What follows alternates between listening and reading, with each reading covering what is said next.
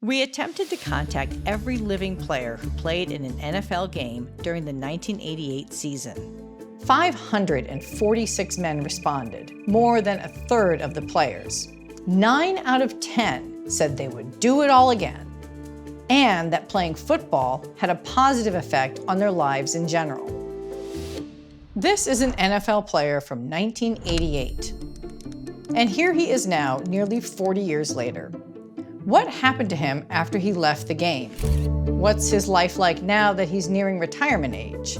How's his mind, his body, his finances? What does he think about football now? ESPN, in collaboration with health research organization KFF, sought to answer those questions in an independent survey of former NFL players. We attempted to contact every living player who played in an NFL game during the 1988 season. We asked them about their physical, mental, financial, and emotional health. 546 men responded, more than a third of the players. They represented various incomes, family structures, playing positions, teams, years of experience, and racial and ethnic demographics. Here's what we found. Nearly 20% experienced having pain most days over the previous 3 months. An additional 50% report having pain every day. More than a third struggled to walk or climb stairs. More than half experienced confusion or memory loss. That's happening more often or getting worse over the past year, prompting many of them to give up routine tasks or even socializing. Yet despite those struggles, 9 out of 10 said they would do it all again, and that playing football had a positive effect on their lives in general. Even among players who said the NFL had a negative effect on their physical health and their mental well-being, 78% said they would make the same decision to play. Black players fared dramatically worse than their white teammates or opponents on almost every benchmark, from income to health and disability. Black former players also are struggling significantly more mentally and physically than Black men their age who never played pro football. Overall, players' attitudes about the sport are mixed. Most encourage their children to play football and think the sport is safer than when they were in the league. Yet about 1 in 4 believe tackle football should be banned before high school. The former NFL players represent a battered population, physically and emotionally, particularly compared to other men their age. 38% said their health was fair or poor, compared to 24% for men of the same age. They endure more pain and more often. They are nearly 3 times as likely to suffer disability. They've had, on average, 5 orthopedic surgeries related to football issues. Some have had more than 20, ranging from head to toe and all limbs in between. 2/3 of players have had knee surgery, and nearly 1 in 5 have had a knee replacement. Former players report suffering worse mental health and are more depressed, lonely, and anxious than other men their age.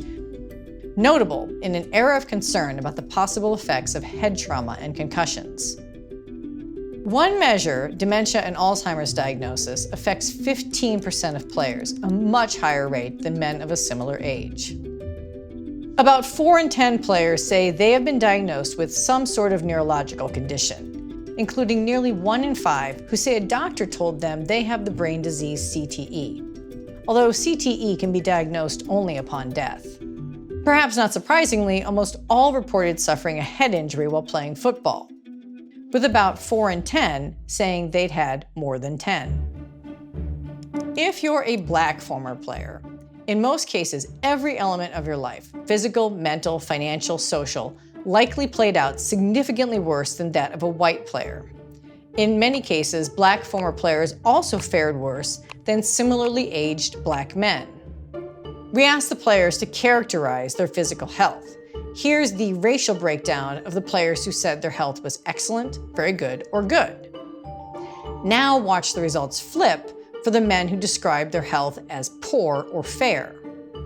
For example, who's struggling to get up and down stairs? Black players. at nearly twice the rate as white players and nearly triple the rate as black men the same age.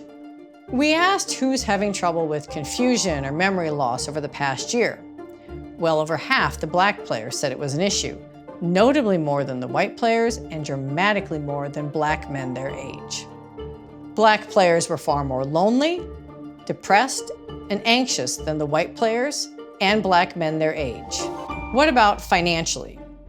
Here's who made less than $90,000 before taxes in 2023. In this case, the black players, while underperforming white players, still fared dramatically better than black men who hadn't reached the NFL. Now look at who among the former players made $200,000 or more. In the past 12 months, who has fallen behind their rent or mortgage, or had problems paying their medical bills? Since they stopped playing professional football, who has lost a home to foreclosure or eviction, or filed for bankruptcy?